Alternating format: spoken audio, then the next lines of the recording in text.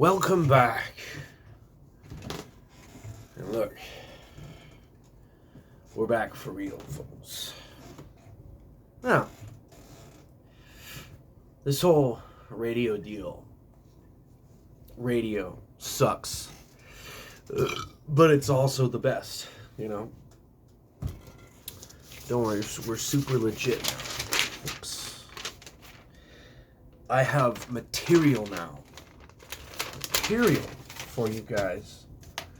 And I promise there will be no dead air. There will be no dead air here, fellas. I have coffee, motor mouth time. Alright, so I've decided nothing's going to change, but I'll just start, uploading workout samples and the usual little radio shows. It's my little hobby, guys. I've loved talk radio since I was a boy. Why not take part in this fun, Why not? They don't just hand you a market anymore, You have to hook up to some algorithm. You have to get in a community-specific thing on YouTube or whatever, and then the algorithm picks you up, and then the people in that category start seeing you, Which this has none. I'm just an idiot. But it's fun, right? Is this not really fun? We have material today, guys. Material. Look at that. Production value. Look, you don't need production value on a radio talk show, but you do need to keep it fucking going. And, I'm usually riding solo, so, I'm a motor mouth, but there's gonna be days like this when I'm like, you gotta just put it out there. Where it takes things like this and a little bit of just jotting down the things that need to be discussed, Do my best. And that's what the whole point of this is. The whole point of this is addressing the boredom. These fucking dogs won't shut the fuck up. Anyway, I might have to go yell at some dogs in a minute. But don't worry about that. Look, we have everything here. Everything is here. Fucking the United States weightlifting team has been selected. Well, they were selected a year ago. In light wrestling, there's only a couple weight classes, which is insane. There's only 4 weight classes, and this is one of our chances to win a lot of gold medals. So it's a very exciting time. And I'm very excited because I've been getting attached to this idea that weightlifters are the coolest. And I think once you get the idea out there, people can't get it out of their heads. I remember Bruce Wilhelm, he'd be walking around with his shades saying, everybody knows weightlifters are the coolest. And he was calling the powerlifters fat and the football players like meatheads, that seems to be the image he was portraying. And we are aware that weightlifting, out of all the strength sports, is very slick. It's got to be the slickest. And you can have competitions in a theater where they used to hold them, and you're on a stage. It's like a big deal. It's a polished ballerina performance of strength and athleticism, So I can see,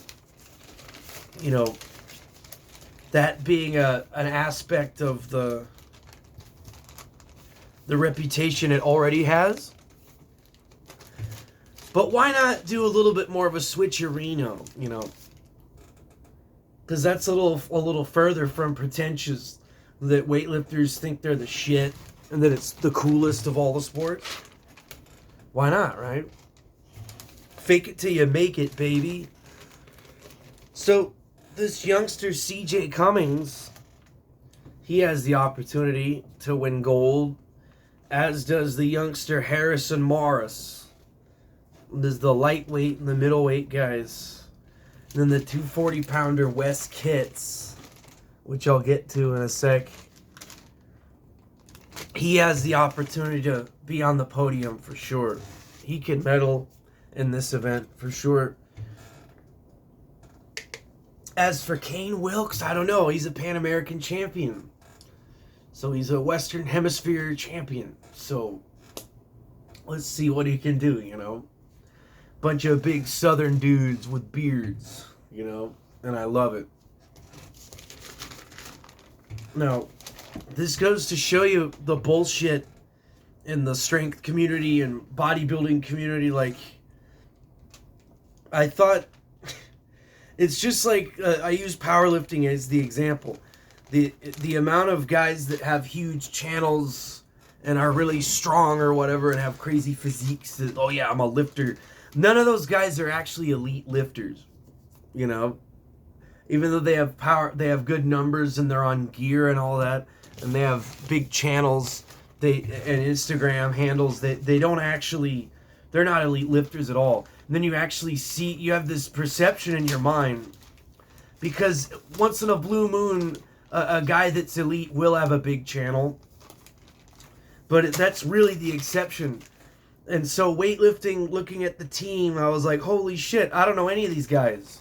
I knew Wes Kitts. I thought I would know a bunch of the guys on the team. No, I've never heard of these guys. I've never heard of Kane Wilkes. There's barely any, you know, just sporadic YouTube videos of him. Same thing with Harrison Morris. They haven't been on big channels. Kane Wilkes was on Cal Strength years ago, and I missed him. So that's it. That's why I don't know who he is. You know, he was on there once. You know, the big weightlifting channel. He's on there once, 5 years ago or whatever. So all these guys, Harrison Morris, CJ Cummings, they're amazing. I like the story of the weightlifting, and it's amazing that in the 1950s we dominated weightlifting, and then ever since we've been terrible. We had weightlifting heroes like Paul Anderson, you know, giant Chris Farley powerhouse looking son of a bitch, right? I don't know. The other sport I give a shit about in the Olympics is wrestling, obviously. And same thing, there's like no weight classes. So the trials to make the team were absolutely insane. Guys that used to compete against that never competed against each other, competing against each other for one spot. Absolute madness.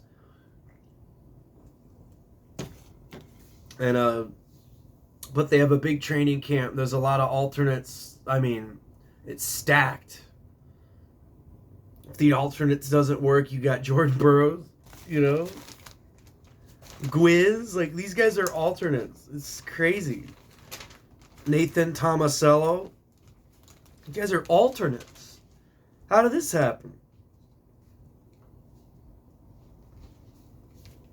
And more so than the weightlifting team, USA Wrestling, it's really murderer's row. They're going to beat the shit out of everybody, in my opinion. They're going to whoop the Russians, the Cubans, everybody. And it's going to be hilarious to watch. No, something I've been thinking of is weightlifting in public. Well, that sounds kind of retarded, but imagine the old show aspect of strength sports. They were much more spectator sports. You know, you don't always need stadiums and all this super legit sports ball stuff. People would gather in crowds anywhere to see strongmen and gymnastics and weightlifters, you know. Why can't we bring that back, you know? Like, imagine you just set up you just pull up somewhere and you just whip out your plywood kit and you just start doing clean and jerks right there in front of everybody, right? I think people are going to think it's hilarious. And I think that's something we should promote in the weightlifting community is public workouts, public displays of strength. Rather than public displays of affection, we should have public displays of strength. Push-up contests. Why not? Why not practice your power snatches like at the park, you know? Why not practice your clean and jerk at Starbucks? I mean, guys, this all seems like common sense. So, Rogue has fulfilled my desires. So the military has bumper plates now, and they're getting more into weights. Like, I guess they're going to do military press again, which is what they did 100 years ago. They're bringing back the military press, and they're doing deadlifts, and they have bumpers. They want bumper plates that are invincible and the greatest things ever. And they're cheap because they probably need fucking tons of them. And so Rogue, of course, you know, having their engineers design an entirely new line of insanely durable black bumper plates for cheap. They sell them. And I figured I had been looking at the market forever because they used to have a lot more bumpers that are like this, but I guess some of the companies went under, which is insane. How can you go under after COVID when selling weights? But I always wondered which bumpers should I get. I think the Rogue Mil Spec, they're perfect. They're like the working man's, like, they're designed to last you your whole life, and you could slam them. It's gonna be great. Lots of fun. And home gym. Now, why this?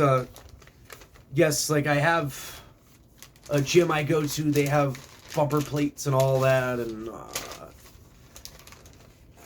obviously the home gym here. Like, why would I buy equipment? Because it will pay you back tenfold.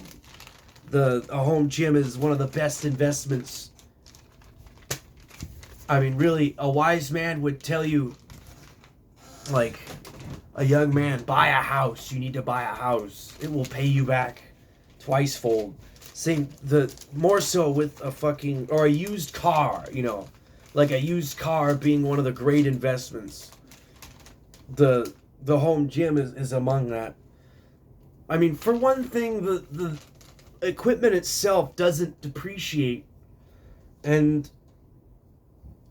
but even if you don't care about that, and you're not going to be swapping out your equipment, like, I wouldn't get equipment that I'm not going to keep forever, you know?